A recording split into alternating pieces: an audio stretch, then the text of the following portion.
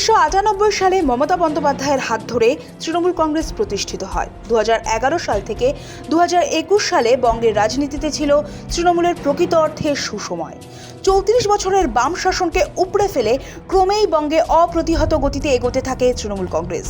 তৃণমূল কংগ্রেসের জন্মলগ্ন থেকে রাজ্য রাজনীতিতে অন্যতম প্রধান রাজনৈতিক ব্যক্তিত্ব হিসেবে দেখা দেন জ্যোতিপ্রিয় মল্লিক। 2021 সালে রাজ্য জুড়ে বিজেপির হাওয়া বইতে শুরু করে। সেই হাওয়া ভোট বাক্সে এতটা প্রবল ছিল না যা রাজ্যের শাসক দলের পরিবর্তন আনতে পারে। পশ্চিমবঙ্গের সবচেয়ে বেশি আসন বিশিষ্ট উত্তর 24 পরগনায় বনগাঁ মহকুমা ছাড়া 2021 সালের বিধানসভা নির্বাচনে ভোটে বিজেপির সেভাবে প্রভাব ছিল না। তথাপি জ্যোতিপ্রিয় মল্লিকের জয়ের রাস্তা খুব একটা মসৃণ হয়নি। হাবড়া কেন্দ্রের বিজেপি প্রার্থী রাহুল সিনহার বিরুদ্ধে জিততে কাল ঘাম ছুটে যায় তার। হ্যাট্রিক তিনি করেন ঠিকই, কিন্তু তার কষ্টার্জিত জয় তখনই অশনি সংকেত বয়ে এনেছিল তৃণমূলের কাছে। বোঝাই গিয়েছিল বিজেপির পায়ের তলায় মাটি আস্তে আস্তে শক্ত হচ্ছে হাবড়া জুড়ে। এবারের বিধানসভা নির্বাচনের আগে পরবর্তী 5 বছর হাবড়া তৃণমূলের কাছে খুব ভালো বার্তা বয়ে আনেনি। জ্যোতিপ্রিয় মল্লিকের কাছে সময়টা খুব সুখের ছিল না।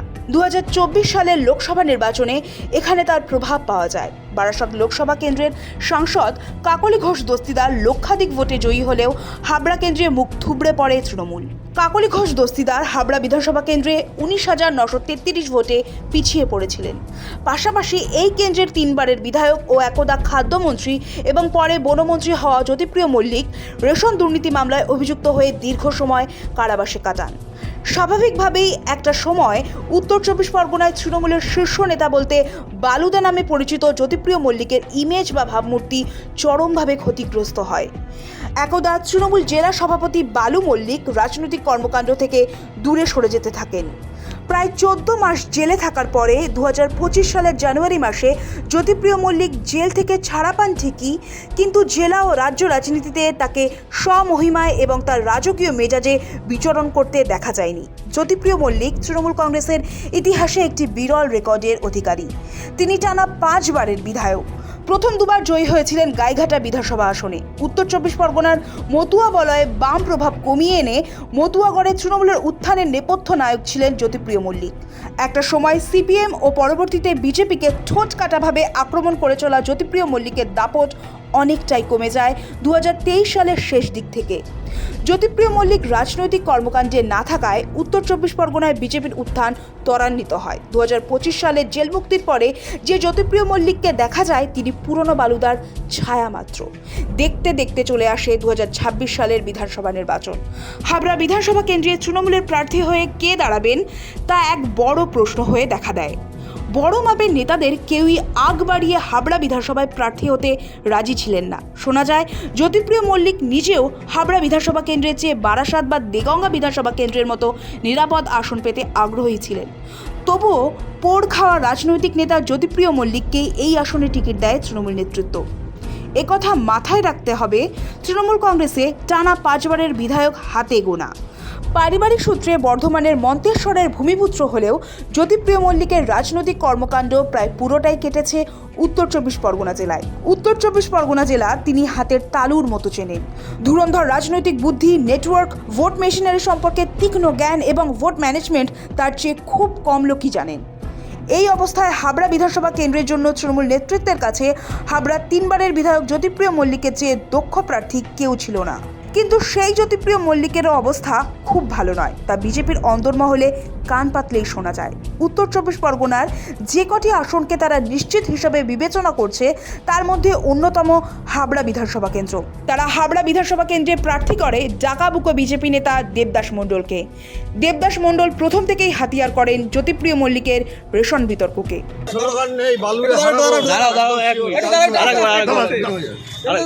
চালচোর হারবে, চালচোর হারবে, হেরে গেছে 200% চালচোর হারবে। বিষয়টি তৃণমূল নেতৃত্বের অজানা নয়। জ্যোতিপ্রিয় মল্লিকের ইডি ও রেশন বিতর্ক ছাপ ফেলতে পারে ভোটে, তারা তা জানে। জ্যোতিপ্রিয় মল্লিক নিজেও বিতর্কিত রেশন বিতর্কর কথা উঠলে ধৈর্য হারাচ্ছেন।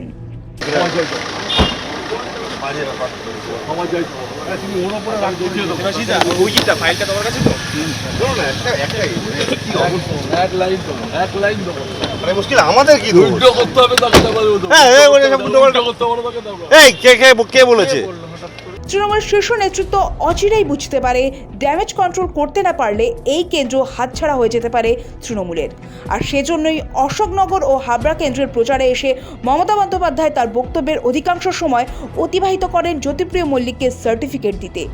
রাজ্যের বিদায়ী মুখ্যমন্ত্রী তথা তৃণমূল সুপ্রিমোকে বলতে শোনা গিয়েছে, জ্যোতিপ্রিয় মল্লিক একজন বিধায়ক হিসেবে যা কাজ করেছেন তা সারা রাজ্যে কোনো বিধায়কই করেননি। অর্থাৎ সব বিধায়কের চেয়ে জ্যোতিপ্রিয় মল্লিকই নাকি হাবড়া কেন্দ্রের জন্য সবচেয়ে বেশি কাজ করেছেন, জানিয়েছিলেন মুখ্যমন্ত্রী মমতা বন্দ্যোপাধ্যায়। বালুর প্রতি অবিচার হয়েছে, যেমন আপনাদের ভোট কেটে এসআইআর অবিচার করেছে। বালুর নামে বদনাম দিয়ে বেড়াচ্ছে, আমি শুনেছি হাবড়ার প্রার্থীর নামে। জেনে রাখুন, আমার গভর্নমেন্টে বালু যত ভালো কাজ করেছে এ কেউ করতে পারেনি। ওকে হিংসা করে গ্রেপ্তার করেছিল, কোনো প্রমাণ পাইনি। কেন গ্রেপ্তার করেছিল? কারণ সিপিএমের ওই পচা সিপিএম পার্টির 1.5 কোটি লোকের নাম রেশন কার্ডে ঢুকিয়ে দিয়েছিল, আর তাদের রেশন ফলস নামে নিজেরা নিত আর পার্টি ফান্ডের টাকা নিত। এই চুরিটা ধরেছিল, এই ডাকাতিটা ধরেছিল বালু, তাই ওরা বিজেপিকে দিয়ে বালুর বিরুদ্ধে এটা করিয়েছে। আজকে যে ডিজিটাল রেশন কার্ড আপনারা পেয়েছেন, এটা কে করেছিল? বালু করেছিল। এই কাজটা এত সহজ ছিল না। এই যে রেশন দোকানের মাল আগে পাচার হয়ে যেত, প্রত্যেকটা গাড়ির নাম্বার রাখা, তাকে ট্যাপ করা যে মালটাকে বদলে দিচ্ছে কিনা, রেশনের যে জিনিসগুলো মেটেরিয়ালগুলো সবটা কিন্তু বালু করেছিল। সেই ছেলেটাকে ফাঁসানো হয়েছিল। মুশকিল হলো মমতা বন্দ্যোপাধ্যায়ের জনসভায় কথা শোনার জন্য বিশেষ লোক ছিল না। খুব একটা ভিড় হয়নি হাবড়া ও অশোকনগর কেন্দ্রের মুখ্যমন্ত্রী নির্বাচনী জনসভায়। হতে পারে নির্বাচনের প্রচারের সময় আচমকা এগিয়ে আনা হয়েছিল। তবুও মমতা বন্দ্যোপাধ্যায়ের মতো জনমোহিনী শক্তিও হাবড়ায় যেন কিছুটা ফিকে।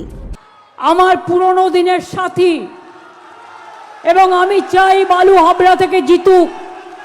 আপনারা হাবড়ার মানুষ যা চাইবেন করে দেব, কিন্তু একটাই অনুরোধ, বালুকে হাবড়া থেকে জেতাবেন, কথা দিচ্ছেন তো? এদিকে দেবদাস মণ্ডল উঠে পড়ে লেগেছেন। তিনি জানেন ক্ষেত্র সুপ্রস্তুত। এবার নয়তো কোনো বাড়ি নয়, এত সুযোগ বিজেপি বা তিনি কোনোবারই পাবেন না। বিশেষ করে হাবড়ায় বিজেপির অনুকূলে হাওয়া রয়েছে, তা বিগত লোকসভা নির্বাচন দেখলেই বোঝা যায়। এ নিয়ে কোনো সন্দেহের অবকাশ নেই। দেবদাস মণ্ডলকে নিয়ে প্রশ্ন আছে। দেবদাস মণ্ডল অত্যন্ত পরিচ্ছন্ন ভাবমূর্তির রাজনৈতিক ব্যক্তিত্ব নন। বনগাঁর বাসিন্দা দেবদাস মণ্ডলের বিরুদ্ধেও খুন খারাপির মতো অভিযোগ রয়েছে। তাতে কি? বিজেপির নিচু তলার কর্মীরা মনে করছে যেমন বুনো ওল তেমনি বাঘা তেঁতুল। আর দেবদাস মণ্ডলের প্রচারে উন্নয়নের কথা অবশ্যই রয়েছে, কিন্তু ঘুরে ফিরে চলে আসছে রেশন ও চাল বিতর্ক। এক্ষেত্রে রুচি বা শালীনতাকে তোয়াক্কাই করছেন না দেবদাস মণ্ডল, আর তাকেই রাজনৈতিকভাবে ভোট বৈতরণী পার হওয়ার জন্য কাজে লাগাতে চাইছেন দেবদাস মণ্ডল।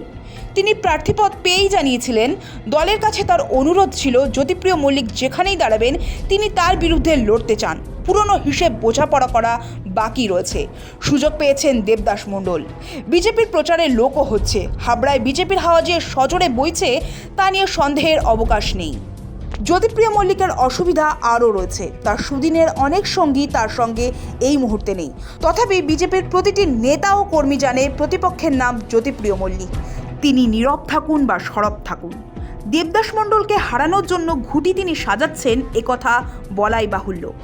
বিজেপির ভয় দেবদাস মণ্ডলকে ধরাশায়ী করার জন্য জ্যোতিপ্রিয় মল্লিক নিশ্চিতভাবে সুদর্শন চক্রের মতো মোক্ষম অস্ত্রের প্রয়োগ করবেন। এখন দেখার দেবদাস মণ্ডল তার রাজনৈতিক প্রতিপক্ষের অস্ত্রকে কিভাবে নির্বিষ করেন। এ নিয়ে সন্দেহের কোনো অবকাশ নেই যে হাবড়া বিধানসভা কেন্দ্রে লড়াই দ্বিপাক্ষিক। এখানে কংগ্রেস, বামফ্রন্ট বা পঞ্চম কোনো শক্তি মাত্র প্রভাব ফেলতে পারবে বলে মনে করছে না রাজনৈতিক মহল। এগিয়ে আছেন বিজেপির দেবদাস মণ্ডল, তবে তার বিরুদ্ধে দাঁড়িয়ে আছেন বহু যুদ্ধের বিজয়ী জ্যোতিপ্রিয় মল্লিক। হাবড়া বিধানসভা কেন্দ্রে ভোটের আগে বিজেপি এগিয়ে আছে মেনে নিয়েও বলতে হচ্ছে, লড়াই এখানে বিজেপির দেবদাস মণ্ডলের সঙ্গে তৃণমূলের নয়, লড়াই বিজেপি বনাম জ্যোতিপ্রিয় মল্লিকের। ক্যামেরায় দীপ সেনের সঙ্গে পুরন্দর চক্রবর্তীর রিপোর্ট, সময় কলকাতা।